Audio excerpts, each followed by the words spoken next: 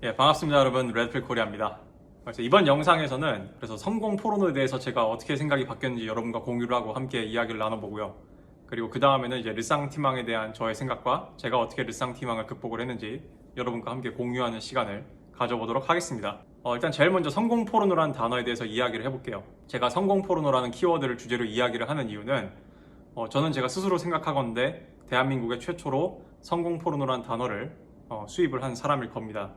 왜냐하면은 이 성공 포르노라는 단어가 미국의 레드필 커뮤니티에서 가장 많이 쓰는 단어였고 제가 몇 년 전에 시청자 질문과 답변을 하면서 성공 포르노라는 단어를 수시로 인용을 했기 때문이에요. 그래서 원래 이 성공 포르노라는 단어의 어원은 미국에서 이제 success porn이고요. 이 단어를 한국에서 유명하게 만든 유튜버는 따로 있죠. 한국의 자기개발 시장, 그런 동기부여 시장을 공격한 어떤 유튜버가 있고, 그 유튜버가 이런 표현을 쓰면서 심지어 한국의 메인스트림 미디어, 한국의 뉴스에서도 성공 포르노라는 단어를 처음으로 인용을 해가지고 보도를 한 사실이 있습니다. 근데 제가 그런 기사들을 읽어보고, 그리고 그 모 유튜버의 어떤 취지나 발언 취지나 이런 내용을 보건데, 이 사람들이 성공 포르노라는 단어를 쓰는 맥락은 강사가 가짜라는 거예요. 그러니까 예를 들면은 연애 강사라면은 연애 강사가 연애를 한 번도 해보지 못했는데 연애 강의를 팔았다던가, 또는 성공학 강사라면은 한 번도 실제로 10억 이상 벌어보지 못했는데 자기가 10억 이상 벌었습니다. 근데 여러분도 아시겠지만 성공 포르노라는 단어의 어원은 선생님이 가짜다라는 게 핵심이 아니에요. 물론 미국의 레드필 커뮤니티도 이 레드필적인 이야기를 하다 보면은 당연히 남성의 자기개발로 이게 방향이 흐를 수밖에 없어요. 왜냐하면 레드필이 우리한테 가르쳐주는 교훈과 진실이 남자는 거듭나야 되고 남자에게는 burden of performance가 있고, 그래가지고 남자는 스스로를 입증해야 되는 그런 성별이다, 자신의 성과를 여성에게 입증을 해야 되는 성별이다라는 게 교훈으로 남기 때문에, 그럼 어떻게 하면 남자가 지금보다 조금이라도 더 나은 삶을 구현할 것인가에 대한 담론으로 옮겨갈 수밖에 없단 말이에요. 그러다 보니까 당연히 자연스럽게 미국의 메노스피어 또는 미국의 이런 식의 남성학에 대한 주제를 이야기를 하는 사람들 사이에서 남자의 자기개발법에 대한 토론이 오가게 되고, 그러다 보니까 이것이 하나의 산업이 되면서 사기꾼들이 등장하기 마련이란 말이에요. 그래서 미국에서도 fake teachers 또는 fake mentor라고 해가지고 가짜 강사에 대한 비판이 있기는 해요. 근데 성공 포르노라는 단어를 쓰는 맥락은 그것과 조금은 다릅니다. 주로 이제 성공 포르노라는 맥락을 쓰는 거는 이런 식의 강의 시장에 있는 강사들이나 이런 식의 컨텐츠 공급자 쪽이 아니라 소비하는 사람들에 대한 비판이에요. 왜냐하면은 수많은 이런 소비자들이 자기개발 영상, 동기부여를 하는 영상만 보고 실제로 뭔가 실천을 하거나 행동을 하진 않거든요.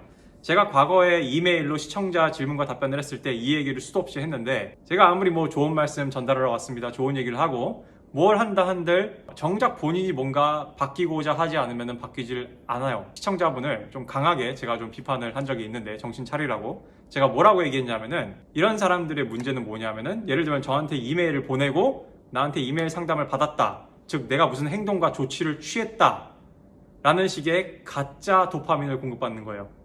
그러니까 실제로 그 사람의 인생의 변화를 일으킨 건 아닌데 나한테 뭔가 이메일 상담을 하고 나에게서 어떤 대답을 들었다는 것 자체가 내가 뭔가 조치를 취했다라는 환상을 일으킨다는 거죠. 그래서 제가 그분한테 그런 식으로 강하게 말씀드린 이유가, 당시 그분의 상담 내용의 맥락상 이 사람은 나한테 이메일을 받고 도움을 받고 위로를 받는 거, 위로를 받는 데서 멈추려고 하는 거지. 그게 딱 냄새가 났어요. 그래서 우리 질문자분은 위로를 받는 데서 멈추시면 안 됩니다 라는 취지에서 제가 성공 포르노라는 단어를 여러 번 인용을 했을 거예요. 왜냐하면은 그게 모종의 정서적 자위행위거든요. 그게 자위행위로서, 정서적인 자위행위로서 판단이 되기 때문에 성공 포르노라고 이야기를 한 겁니다. 그런 의미에서 봤을 때 현재 자기개발 강사나 또는 어떤 이런 자기개발 시장을 공격하면서 성공 포르노라고 비판을 하는 것은 살짝 맥락이 잘못된 것이죠. 그래서 제가 항상 이야기하지만, 선생님을 비난하기 위해서는 멘토를 비난하기 위해서는 지가 100% 행동을 한 다음에 비난을 해야 돼요.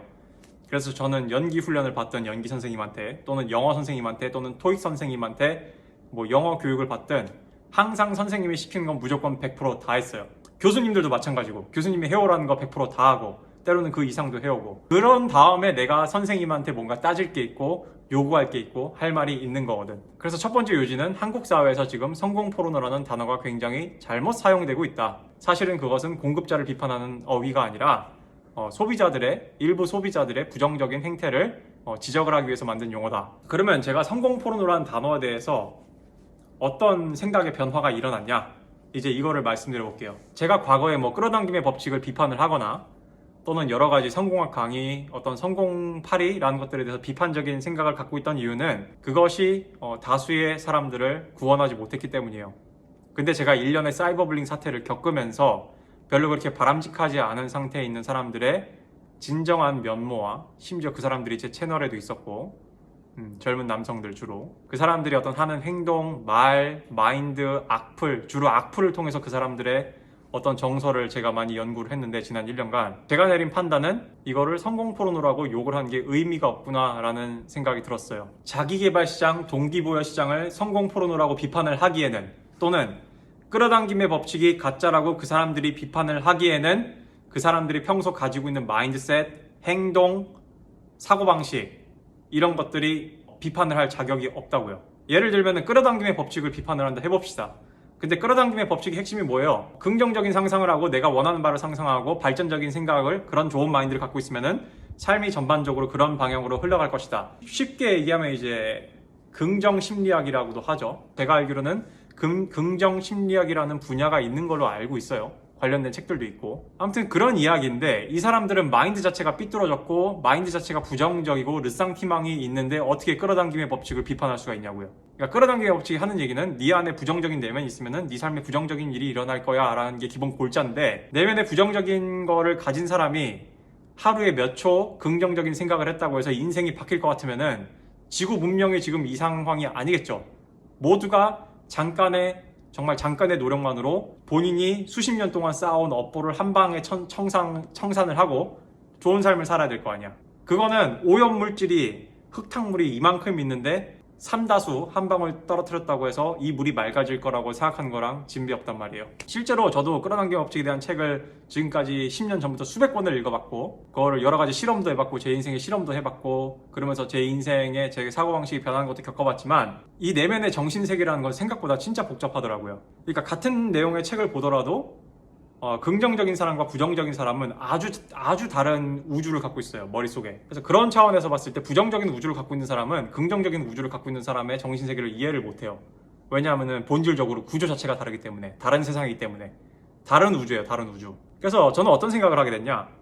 예전에는 이 성공 포르노가 포르노로 비유를 하자면은 모든 남성들이 사랑하는 이성과 성관계를 나눌 수 있도록 이끌어주지 못하기 때문에 가짜야 라고 생각을 했는데 이젠 무슨 생각을 하냐면은 이 세상에는 세 가지 남자가 있다. 포르노를 시청하는데 실제 여성과 성관계를 하지 못하는 남성, 포르노를 시청하면서 실제 여성과 성관계를 할 수 있는 남성, 포르노 따위는 전혀 시청할 필요 없이 실제 여성과 성관계를 하는 남성, 이 세 가지 남성이 있다. 마찬가지로 성공학 강의를 보지 않고 동기부여를 받지 않더라도 스스로 동기부여가 돼서 자신이 원하는 바 또는 자신이 추구하는 목적을 이루는 남자가 있고 또는 동기부여 영상을 보고 자기개발 영상을 보고 자극을 받아가지고 거기에 영향을 받아서 자신이 원하는 바, 자신이 이루고자 하는 바를 이루는 남자들이 있고 세 번째, 동기부여 영상을 보든 자기개발 영상을 보든 좋은 책을 읽든 그 책을 부정적으로 보고 거기 있는 메시지를 부정하고 삐뚤어진 생각을 하고 그런 식의 비뚤어진 마인드셋으로 인생을 살아서 아무런 효용도 얻지 못한 사람이 있다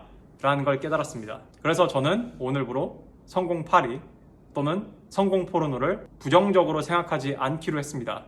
왜냐하면은 이전에는 제가 이것들이 보편적으로 만인을 구하지 못하기 때문에 가짜라고 생각을 했는데 제가 1년의 사건들을 겪으면서 이게 공급자 쪽에만 문제가 있는 건 아니구나. 소비하는 측에도 문제가 있구나. 제가 방금 말한 세 가지 측면, 포르노를 보지 않고도 성관계를 원하려 하는 남자, 포르노를 보면서 또는 본 덕분에 성관계를 잘하는 남자, 세 번째, 포르노를 보든 말든 못하는 남자, 이 세 가지 부류가 있다고 했잖아요. 그 중에서 마지막 부류의 비중이 가장 많아요. 이게 세 가지 부류가 있다고 해서 3분의 1, 3분의 1, 3분의 1인 게 아니에요. 그런 관점에서 봤을 때 이게 무조건 어떤 자기개발 강사들을 비판을 하거나 또는 끌어당김의 법칙을 이야기한 사람들을 비판을 한 문제는 아니구나. 내가 직접 해본 게 답이구나 라는 거를 깨닫게 됐습니다. 그러니까 이제 더 이상 비판을 못 하겠더라고. 물론 저는 이제 가짜 선생님들은 없어져야 된다고 생각을 하는데 그것과 별개로 저 선생님이 가짜다 진짜다라고 욕할 자격 자체가 없는 학생들이 많다라는 이야기를 하고 싶은 거예요. 근데 제가 가만 생각해 보니까 실제로 학원도 마찬가지더라고요. 가령 제가 중학생 때 어떤 학원을 다녔거든요. 근데 제가 그 학원을 왜 갔을까요? 제가 중학교 2학년이었나요? 저희 반에 전교 1등이 같은 반이었는데 그 친구가 그 학원을 다녔기 때문에 제가 그 학원을 다녔습니다. 근데 제가 그 학원을 다니고 전교 30등인가 했을 거예요. 제 기억에. 전교 1등은 못했지. 근데 똑같이 학원을 다니는데 전교 100등을 한 친구가 있고 전교 300등을 한 친구가 있겠죠. 그런 것처럼 학원 선생님하고 똑같구나. 좋은 선생님과 좋은 학생의 만남이 좋은 시너지를 낳는 거지.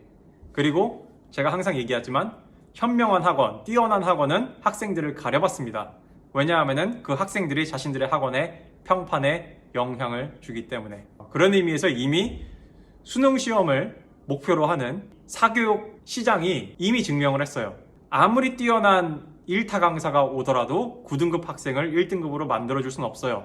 근데 그 1타 강사가 9등급 학생만 계속 가르치다 보면은, 그래서 좋은 결과를 낳지 못하다 보면은 1타 강사를 하더라도 평판이 떨어지게 된다라는 판단에 이르게 된 거죠. 그래서 그런 차원에서 봤을 때 누군가가 자기개발 강사를 비판하거나 자기개발 시장을 비판하거나 긍정적 사고를 중심으로 하는 긍정 심리학에 기반을 한 어떤 그런 식의 메시지를 전파하는 사람을 비판을 할 때, 물론 그 메신저에 대한 것도 중요하겠지만 그 메시지를 비판하는 사람들이 어떤 사람인지도 잘 봐야겠구나 라는 거를 제가 이번 1년간의 경험을 통해서 확실히 체득을 했습니다. 그래서 이제 마지막으로 자연스럽게 제가 르쌍티망을 어떻게 극복을 했나, 이 부분에 대해서 말씀을 드릴게요. 제가 일전에 다른 팟캐스트 나가서 이야기를 한 건데, 저는 공교롭게도 르쌍티망을 이제 롤렉스 시계를 사면서 극복을 했습니다. 신기하죠? 제가 재작년부터 사실 오픈런이라고 그러죠. 선고를 하고 싶어서 롤렉스 시계를 엄청나게 많이 다녔어요. 새벽 5시부터 백화점 앞에 줄도 서보고 다 했습니다. 등산 의자 갖다 놓고 앉아있고, 겨울에는 파카 뒤집어 쓰고 롱패딩 뒤집어 쓰고 앉아있고, 여름에는 막 땀 뻘뻘 흘리면서 이러고 앉아있고 했는데, 갈 때마다 시계 자체가 없거나 막 데이트 저스트, 인기 없는 비인기 모델, 콤비 모델 이런 거만 있는 거예요. 막 너무 한이 맺히고 너무 서럽더라고. 내가 이렇게 개고생을 했는데 그 시계 직원들 표정도 안 좋고, 그때 이제 한참일 때거든. 2021년, 2022년이니까. 그렇게 제가 힘들게 밖에서 노력을 했는데 시계를 못 얻다 보니까 화가 나잖아요. 그러고 나서 시계 카페에 들어왔는데, 오늘 업자가 뭐 스타벅스를 선고를 했어. 오늘 어떤 업자가 GMT 마스터를 선고를 했어. 그땐 제가 스타벅스를 갖고 싶었거든요. 막 그런 거 보면 막 뚜껑이 열리는 거예요. 야, 나는 새벽 5시까지 줄 서가지고 개고생을 해가지고 했는데 시계를 못 샀는데, 저 새끼는 지가 찰 것도 아닌데 저 가격에 사가지고 막 700씩 800씩 피를 붙여가지고 리셀을 하네. 이 되팔렘 새끼들 다 조져야 된다. 이 새끼들은 사회 악이다. 다 족쳐야 된다. 그러니까 그런 식의 막 되팔렘에 대한 분노가 엄청나게 막 쌓였단 말이야. 그러면서 막 카페에서 막 글도 쓰고, 제가 막 또 비판을 하면 날카롭게 하잖아요. 좋아요가 막 박히고 카페 글에 하트가 막 박히고 막 댓글로 맞아요 하고 막. 근데 그때 굉장히 위화감이 드는 게 있었어요. 어떤 위화감이 있었냐면은, 실제로 그 카페에서 여러 가지 시계를 차고 있는 사람들 있잖아요. 실소유자들, 우리 실착러라 부르는데, 뭐 파텍 필리도 갖고 있고 제가 갖고 싶은 롤렉스도 갖고 있고 시계 여러 개 한 8개 9개씩 갖고 있는 사람들이 그러는 거예요. 너 왜 이렇게 부정적이냐? 네가 시계 사봐라. 너는 피 받고 안 팔 거냐? 너는 네가 선고를 해도 너는 피 받고 팔 거다. 이 얘기를 계속 하는 거예요. 그러니까 마치 제가 무슨 거지 마인드를 가진 사람인 것처럼 그 사람들이 얘기를 하는 거예요. 그래서 저는 그때는 뭐라 생각했냐면은, 이 새끼들이 시계 8개씩 갖고 있는 거는 아마 이 새끼들이 되팔렘들이기 때문일 거야. 이 생각을 했죠. 근데 그러던 어느 날 가만히 앉아있는데, 결국은 제가 이제 선고를 포기했어요. 하도 오픈런을 하다가 안 되니까 승질만 나고 해가지고. 그러고 있는데 문득 이런 생각이 드는 거예요. 그러고 보니까 내가 정말 선고를 했다면은, 나도 그 시계가 만약에 내가 질렸다면은, 좀 차다가, 그러면 나도 제값에 팔 것 같지는 않은데, 이 생각이 드는 거예요. 내가 프리미엄을 위해서 선고를 하지 않겠지만 아무튼 시세보다 낮게 팔지는 않을 거야 라는 생각이 드는 거예요. 그러면서 내가 굉장히 빈곤한 마인드셋을 갖고 있었나? 또는 내가 열심히 노동을 했는데 결과를 얻지 못해서 화가 나서 그랬나? 좀 마음속으로 많이 명상을 해봤어요. 명상을. 상상도 해보고, 내가 선고를 했다면. 그러면서 갑자기 내가 욕을 했던 막 되팔렘이라고 욕하고 실착러가 아닌 가짜들이라고 막 욕하고, 그런 식으로 막 롤렉스 시장에서 막 르쌍티망을 내보였던 내 자신이 부끄러워지더라고. 결론적으로 내가 그 사람 입장이 되면 비슷하게 행동했을 수 있는데 내가 왜 그랬을까? 그래서 제가 어떻게 했냐면은, 카페에 들어가가지고 그 글들을 하나하나 다 삭제했어요. 막 되팔렘들 비판하고 막 욕하던 그런 글들을 하나하나 다 삭제를 했습니다. 시계 시세 떨어질 거라고 막 저주하는 글들 막 그런 저주하는 글들도 막 다 삭제를 했어요. 그러고 나서 한 달이 지났나? 몇 주가 지났는데, 아마 제가 그런 식의 행동이 바뀐 게 네빌 고다드 책을 읽으면서였을 거예요. 그러니까 네빌 고다드 책을 읽다가 그 깨달음을 얻은 거야. 내가 르쌍티망이 있었구나. 롤렉스 시장에 있어서. 그러고 나서 막 앉아가지고 막 상상을 했어요. 시계를 선고라는 상상. 솔직히 무슨 시계를 선고라는 상상을 했냐면은 얘를 선고라는 상상을 했거든. 근데 그러고 나서 며칠 후에 아는 지인이 연락이 와가지고 자기가 요즘 내가 롤렉스에 미쳐있는 것 같은데 자기가 롤렉스 예약을 했다고 같이 동반 입장을 하자고 해가지고 저를 데려간 거예요. 데려가서 결론적으로 제가 시계를 얻게 됐어요. 너무 신기한 거예요. 물론 얘를 얻은 건 아닌데 너무 신기한 거예요. 제가 르상티망을 버리고 진정의 어떤 마음의 변화가 일어나자 막 그전에는 막 새벽같이 나와가지고 앉아서 막 기다리고 그렇게 온갖 인위적인 노력을 들이고 막 애를 쓰고 바둥거렸을 때 안 되던 게 그냥 알아서 풀리더라고요. 그러면서 시계가 알아서 굴러 들어오더라고. 물론 저는 제 고집이 있어가지고 나는 내 마음에 드는 걸 한번 차봐야 돼 해가지고 이걸 한번 차보긴 했는데 저는 아직도 그 시계가 가장 아름다운 시계라고 생각을 합니다. 그러니까 어떻게 보면은 신이, 하나님이 또는 나의 영혼이 야 드피라 너는 이 시계를 가장 좋아할 거라고 줬는데 나는 내 어떤 에고를 가진 마음으로써 아니에요 난 이거 흰 거 한번 차볼래요 하고 일단은 이렇게 한번 밀어낸 거지. 근데 난 지금도 그 시기가 제일 그립긴 해요. 좀 무거워서 좀 탈이긴 한데 제가 이런 경험적인 체험을 하면서 뭘 깨달았냐면은 인간은 자신이 저주하는 걸 가질 수가 없구나. 인간은 자신이 미워하고 밀어내는 걸 가질 수가 없구나. 내가 선고를 할 수 없었던 이유는 선고란 시계를 다른 시계로 바꾸고 싶은 사람이 되팔 때 피가 형성된 시세대로 받은 거를 저주하고 미워했기 때문이 아닌가. 그래서 막 시계값 떨어질 거라고 막 저주하고 막 거품 빠진다고 저주하고 그래서 되팔이 업자들 다 폭삭 망할 거라고 막 저주하고 그렇게 남 망하라고 고사 지내고 했던 게 그러니까 내가 선고를 하려고 해도 아마 그랬을 것 같아. 그 시계 매장에 들어갔을 때 내 표정이나 내 아우라가 그렇게 밝지가 않았겠죠. 그러니까 시계를 파는 롤렉스 직원 입장에서도 별로 얘한테 시계를 주고 싶지 않았겠지. 근데 제가 네빌 고다드 책을 읽고 진정으로 어떤 마음의 그런 정화 작업을 진짜 진지하게 하니까 그 어디야 누가 이야기했더라? 장자인가요? 도자인가 이야기했나? 무위위화 발음이 헷갈리네. 무위위화일 거야. 모든 일은 자연스럽게 일어난다. 일어날 일은 자연스럽게 일어난다. 정말 위무위가 뭔지 그때 체험을 하니까 이게 한번 피부로 와닿으니까 느낌이 다르더라고요. 제가 요즘 막 비판할 대상이 무지 많은데도 비판을 안 하는 이유는 되게 신랄하게 비판할 수 있어요.